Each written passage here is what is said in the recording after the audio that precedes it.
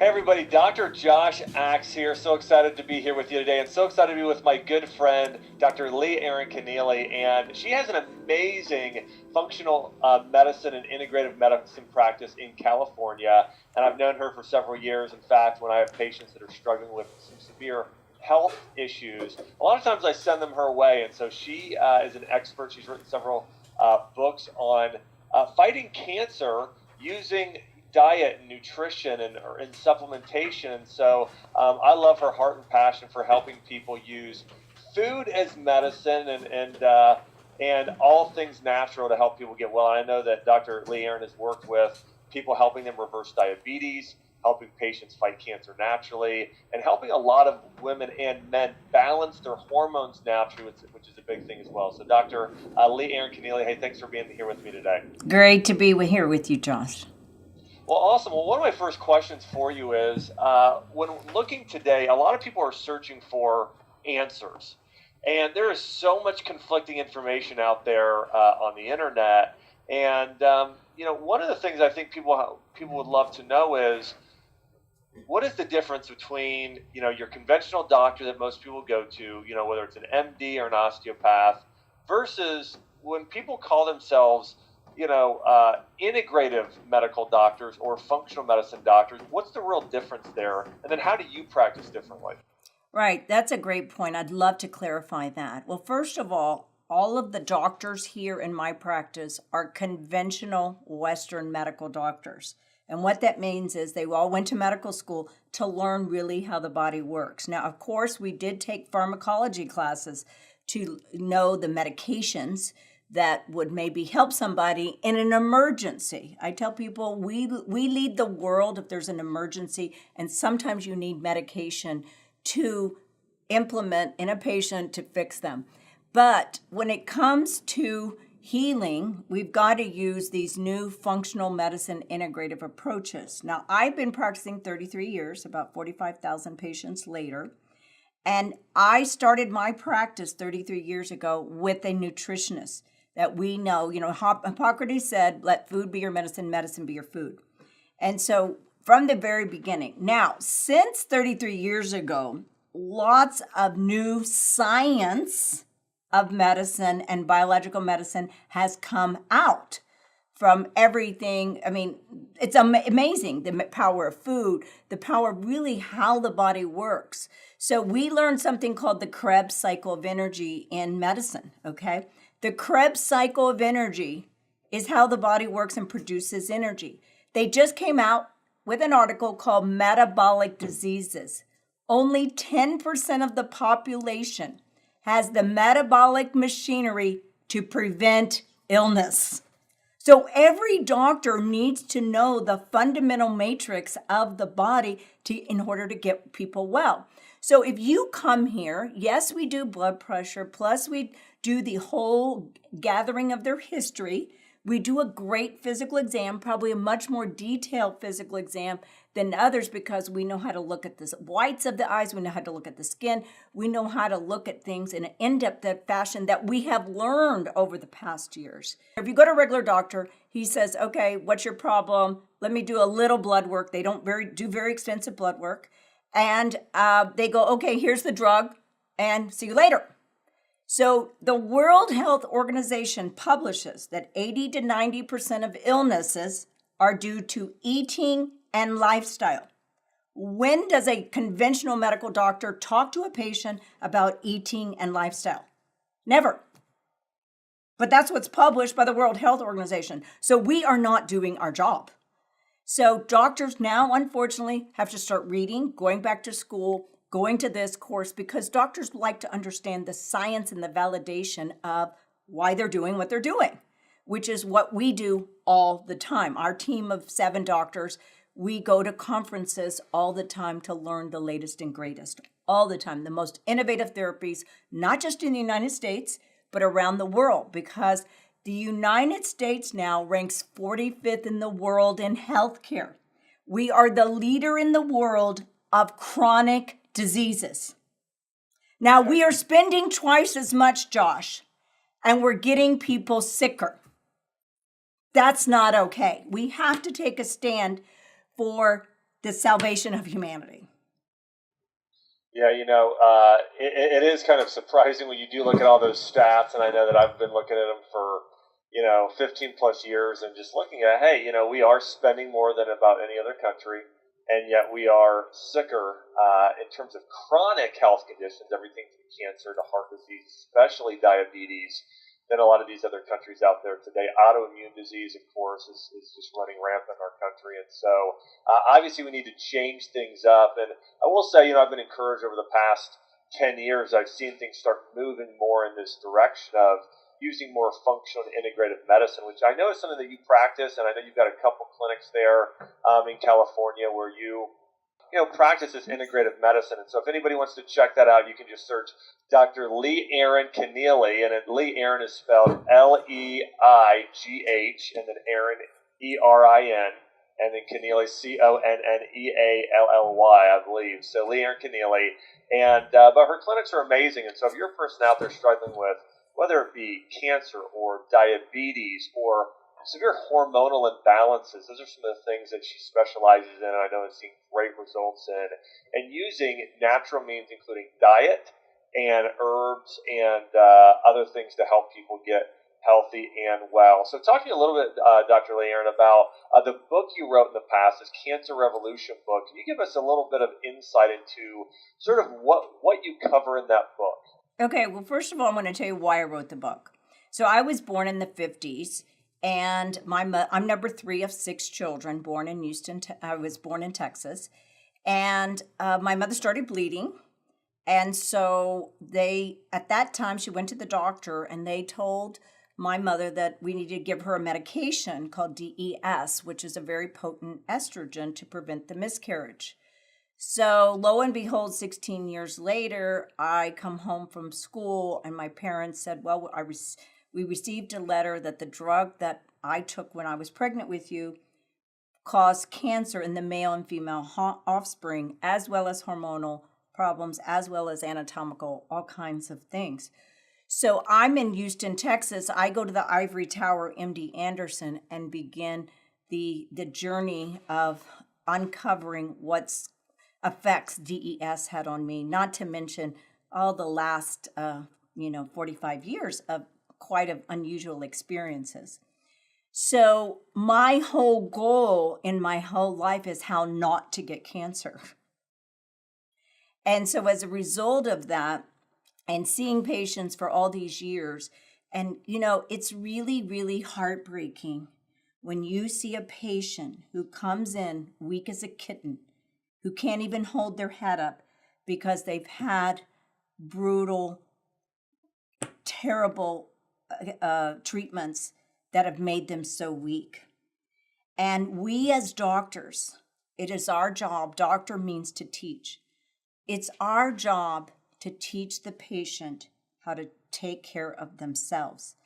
It's the job of a doctor to prevent the patient from deteriorating.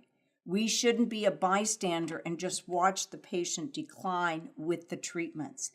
If, for example, I will give you an example. If a patient's going to have a PET scan, which is 600 times the radiation of a chest x-ray, we as doctors should protect the patient from the radiation damage, correct?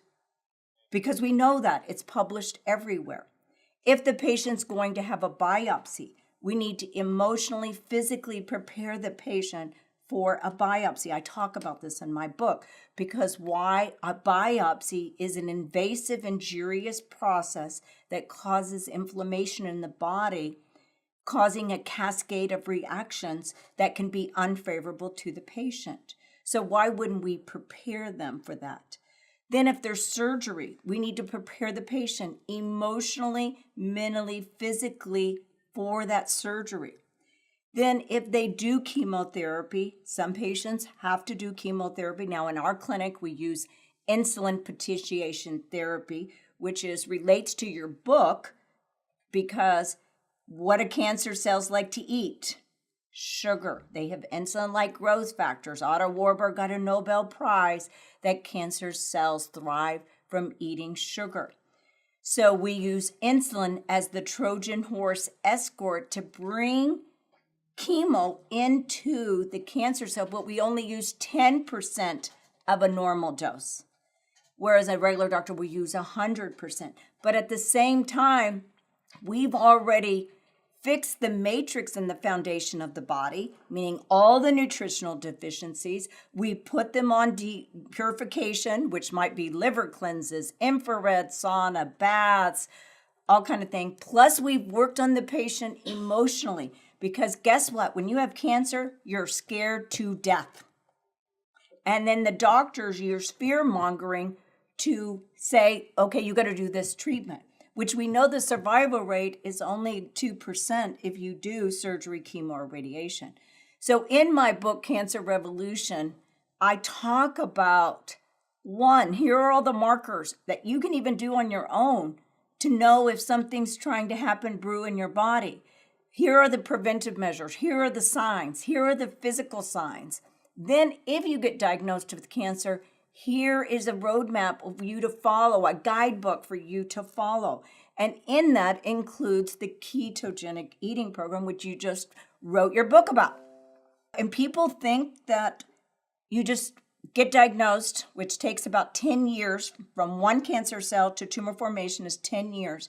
People think it just goes away and you're cancer-free with a quick little surgery and maybe some chemo and maybe some radiation, and voila, they're fine. There is no way a 10-year process can be dealt with in a couple of months, let's say 6 months of treatment total.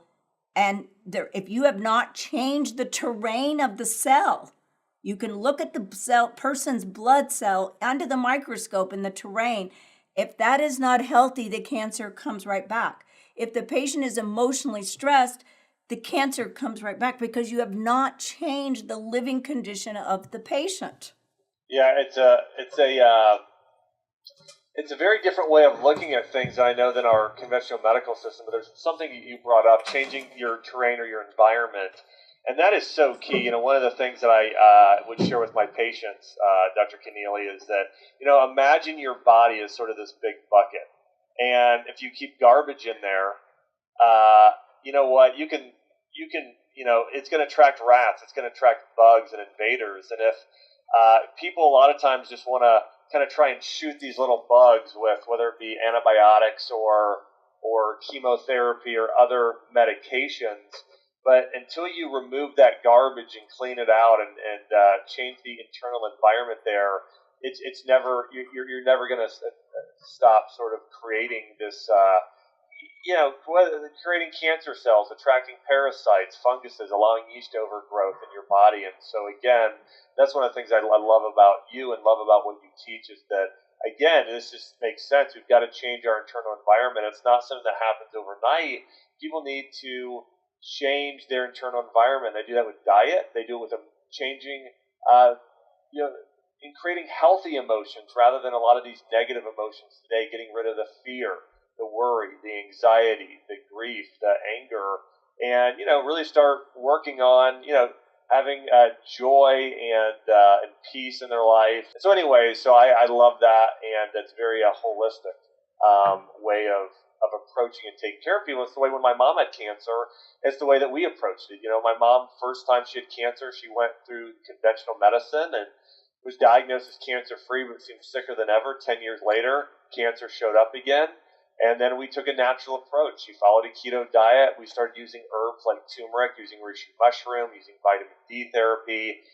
She started big time. Probably the biggest thing was she really combated those emotions and built a lot of joy in her life. And, you know, the tumor shrunk in half by, you know, 4 to 6 months later, a year later, almost complete remission. But yeah, it wasn't this overnight thing. And she didn't stop eating healthy. It was sort of this lifetime thing now where it's, you know, 13 years since then, and she's still, you know, she's still thriving. Yeah, thriving. And so anyways, I love so much about what you teach about with that specifically, and I think it's great. Talk about this with, you mentioned the ketogenic diet a few times. What are your thoughts on, because, you know, when I first learned about the keto diet, I learned about it because I was doing research on diets for cancer. And that's how I stumbled across the diet. So when I put my mom on this sort of keto diet, you know, for her, it was very high in real fats, loads of vegetables.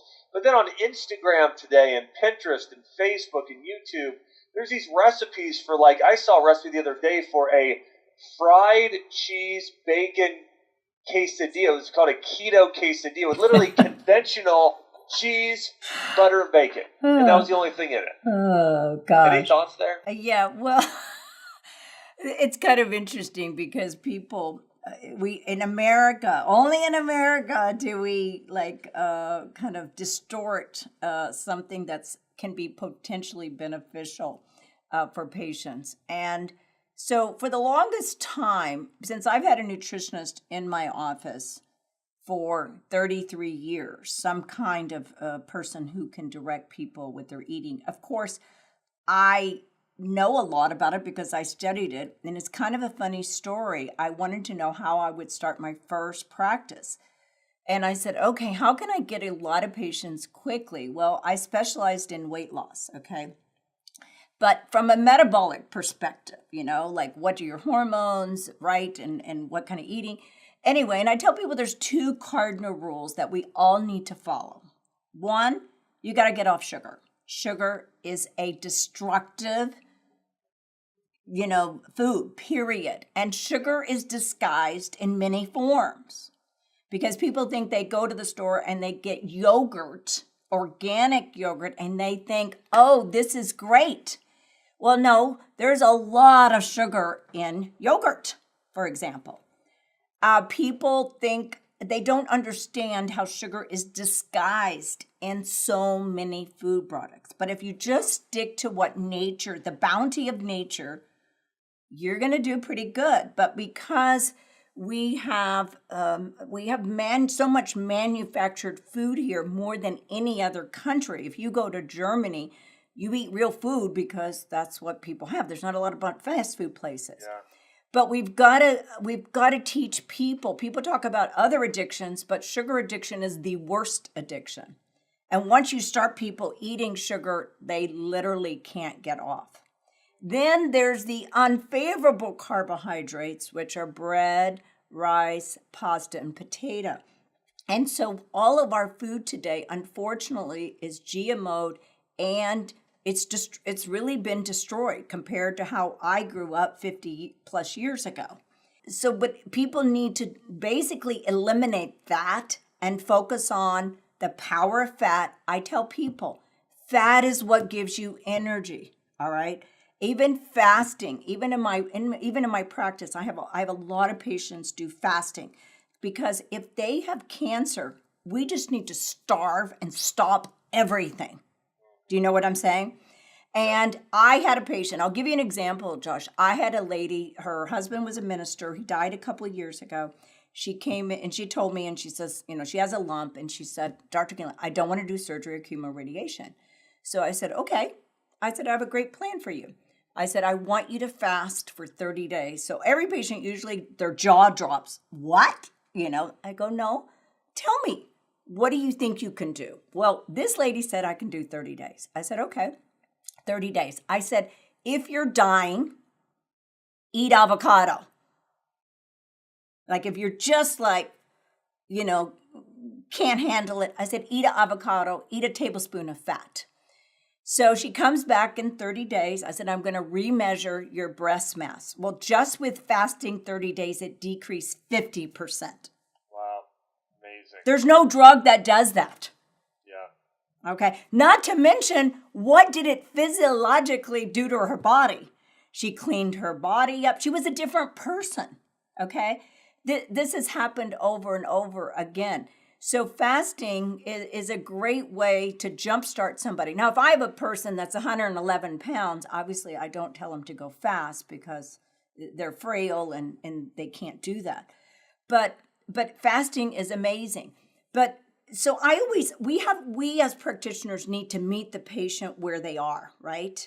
So sometimes it's fasting. For sure, a lot of the patients, you mentioned earlier that we have lots of diabetes and prediabetes. About 80% of the population is prediabetes or diabetic. Now, we do a blood test on everyone. One of the blood tests we do, which I talk about in my book, is the hemoglobin A1C.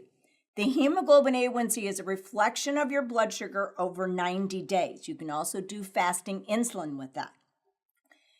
if your blood sugar, most people have high blood sugar today. Children have it, young adults have it, and older people have it. Sugar causes Alzheimer's, heart disease, and cancer. And so we've got to deal with that. So the first thing we have to get patients to do is get off sugar and unfavorable carbohydrates. Yeah, I couldn't agree more. In fact, it's one of those things where I think, when you look at sugar versus fat, a lot of people still think that fat is what turns into fat in your body. We know consuming sugar turns into fat, and it also turns into and feeds cancer cells and causes severe inflammation, which can cause your body to start lay down, creating scar tissue because you're essentially injuring all of these different areas of your body. So I couldn't agree with you more that sugar and these refined grain products are, the biggest villains that we have. They're what are causing our insulin levels to be off. And I wanted to say this too. Now, I'm a big fan of, and if people ask me how I eat today, I actually eat what I would call a Chinese medicine-based diet. I study a lot of Chinese medicine, Ayurveda. Right. And, and rice was a big component of a Chinese medicine diet. Okinawa, Japan, that has the largest amount of centurions. They consume rice there. But I think what a lot of people don't realize is, the type of rice they're consuming, it's a sprouted grain. It's cooked for a long time, typically into something called kanji. But still, carbohydrates are not 60 to 70% of their diet. I think that's one of the things that people don't necessarily get is that today our carbohydrate consumption is so high in terms of our overall macronutrients. Like what somebody considers normal carbohydrate consumption is wildly high. I think probably a good rule of thumb is, looking at more of those macronutrients should be pretty equally balanced, close to a third each versus most people are consuming double of that in the amount of carbohydrates they're consuming daily, which is just too much for our bodies to handle. And also missing the nutrients with it, consuming berries. And I'll say this as well, as I study a lot of sort of Asian or Chinese medicine, the other thing that they had in their diets that we don't today are herbs. They consumed about 8 times the level of antioxidants. And this is true. I read a book called The Okinawan Diet. Right. And they compared and they said that in North America today compared to Okinawa, they consume 8 times the levels of antioxidants. And they're getting those antioxidants from herbs and spices. That's where they're getting them.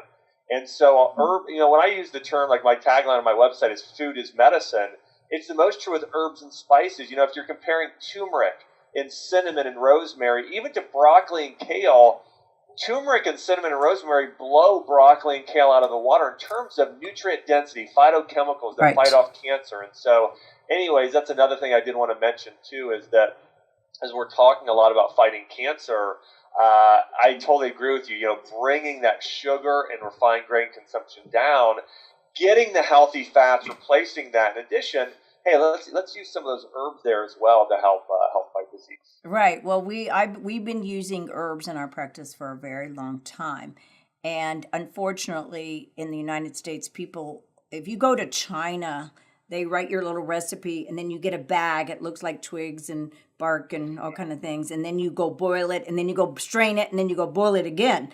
So, the average American, so we, need capsules of pills, and so you're right. Herbs are so powerful. You mentioned a few, but there are so many wonderful herbs that have the natural energy force that our body needs. I mean, medicines are all negatively impacting the body in some way, okay? They all destroy the mitochondria, whereas herbs, they work as a family. I don't know if you've ever seen how they describe herbs. They have the king and the queen and all the royal family of the herbs. I'm sure you know what I'm talking about. Yeah, and so it's this synergistic flow of all these herbs that work together that change the cell.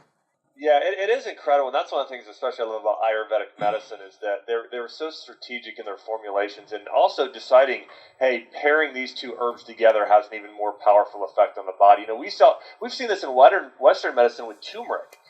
Turmeric, we know, hey, you got to consume it with black pepper to get it more into the cells, or a warming spice blend, which that ancient recipe for turmeric golden tea is a blend of turmeric, Trickatu, which is warming spices of long pepper, black pepper, ginger, and then some sort of fat to help get it into your cells. Right. And so, but it's funny. It's like they've been practicing that for 3,000 years, and we just figured it out 8 years ago. Anyways, it's crazy. The whole pharmacology movement, it tries to influence our patients, and we should be using there's always a natural alternative with extreme evidence-based medicine to support these treatments.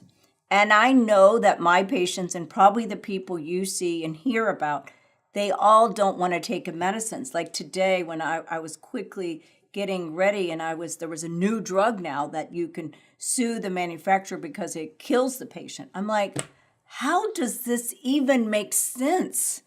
Like, how does this make sense? So it's very sad that we are not respecting the natural laws of the human body, and doctors are not, they're scientists. So one of the degrees of the scientist is to be open-minded. And then why wouldn't we just try these things to see if it wouldn't help? And why aren't we interesting our patients in the eating and the lifestyle and the foundational support, and so they can live the best life possible? Yeah, I totally agree with you. It is crazy when you look at just how backwards our system is, and because it's all driven by money. I mean, we're talking about a trillion plus dollar industry. It's really sad. But lives are on the line, and that's why I so appreciate what you do is just in running your clinics and going out there speaking at different places and letting people know that there is a natural way. It's something I wish that my mom would have done before her first round of treatments. We were just never educated. That's the thing. Like growing up, my family was always into fitness, and I think we kind of assumed, hey, because we work out, because we're active, that means we're healthy. But we knew nothing about nutrition. We were eating out, fast food and everything else, and we tried sometimes. We thought drinking fruit juice was healthy. I look back now, and actually it said on the container it contains 10% fruit juice. And even it was fruit juice, that's not great. But the fact that the other 90%, I don't even know what it was. But all that being said, I think the truth is people need to be educated. And the saddest thing to me, Dr. Connealy, is that our medical system today, the entire thing is based off of fear. It's putting fear into people versus giving them hope, And so we know, you and I, how important these emotions are we experience. And you've read the studies on this as well in terms of what happens psychologically to a patient when you tell them they have 3 months to live. Right. Or that they have to do this and it's their only way. It's absolutely crazy. I mean, I saw a study where they said, where they told people they have, 3 months to live, and they didn't even have cancer, and they still passed away. Exactly. Well, yes, and that is such a huge thing. I tell patients that doctors, when they went to medical school and training, did not learn how to give an expiration date. So I always tell people, if you look at the record of spontaneous remissions, they are real. They keep track of it. So that's one of the first things we do in our visit is change the mindset, getting in them. We give them healing affirmations because a lot of patients don't know how to do this on their own because they're so overwhelmed with their diagnosis and overwhelmed with the treatment options. They don't know what to do. And so then we've got to, lay it all out for them in a very distinct plan and show them why we are going to do this. But the emotional aspect, because we already know, I tell people, the body follows the head. You become what you think about most of the time. And people must eliminate all the unfavorable emotions. You talked about envy and hate and jealousy and unforgiveness. I tell people we must remove all of those healing blocks in the body. And they are, without a question, healing blocks that will not even allow a treatment to work, Josh. If chemotherapy will not work if you're in sympathetic mode. Yeah. It's huge. So yeah, because sympathetic mode, what does it do? Increases metastasis. So the patient must be calm. We have our patients, before we do insulin potentiation therapy, we have them listen to calming music, neurofeedback, because we want them to receive their treatment in a peaceful manner. Yeah, it's huge. I love that. Well, it's good. Well, Well, I want to talk to you briefly. Tell me about what brought about writing this book, your keto book. Yeah. So for my book, it really did stem from my mom, who was diagnosed with cancer. Again, that's how I learned about keto, was searching online for remedies for cancer, and again, I found the Keto Diet and Otto Warburg and his and all of his research on sugar feeding cancer cells, and so that's really the reason why I wrote the book. And then the other thing is I saw all these people out there that were starting to do keto, but doing it the wrong way, where they were eating conventional meat, bacon, and butter every single meal. Right. And so, and I use this in my practice as well. I used it with a lot of patients especially with insulin resistance, patients who needed a breakthrough with type 2 diabetes, type 1 diabetes, and people need to lose weight quickly. And so anyways, I wrote the book for that, and I'm really excited about how it came out. We have a keto cancer plan in the book where we incorporate vegetable juicing and a lot of Chinese herbs. That's what I saw. Therapies as part of it. We have a keto plan for those looking to heal their gut, those who are looking to balance hormones.